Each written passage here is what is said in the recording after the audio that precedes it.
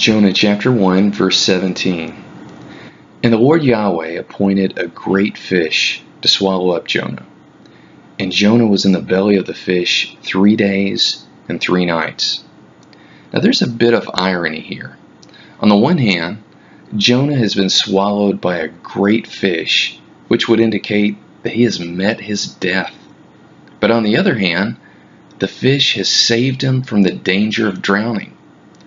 And although it wasn't obvious to Jonah at the time that his life would eventually be preserved by being swallowed by a fish, it's God who has provided the fish, or appointed the fish to do this. Now throughout the rest of the book of Jonah, the phrase, "and he appointed," appears. God appoints a great fish. He appoints a scorching east wind. He appoints a castor oil plant. And he appoints a worm. He also speaks to the fish to vomit Jonah onto the land. Now these passages indicate that God is fully in control of how the various circumstances unfold. Sometimes God can do some very unusual things in our lives. Things that can seem very, very bad.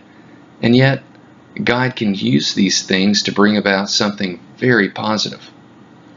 I'm reminded of the story of Joseph in Genesis chapters 37 to 50, of how God used a horrendous experience with Joseph and his brothers to later bring about saving Joseph's family from starvation.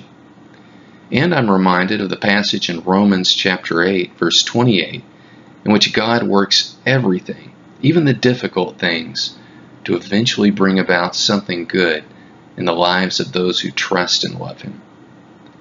Can you think of an example of something like this in your life? Now, as you meditate on this passage, I want you to think about how God can use bad things in life to bring about something good. Think about that throughout your day.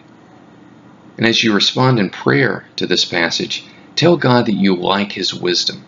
That is, you like His decisions of doing things, even when they might not seem to make much sense at the time. This is praise.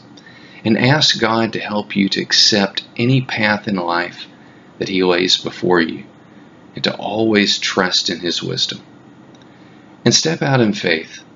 Trust God today to use any unfortunate circumstance to bring about something good in your life spiritually.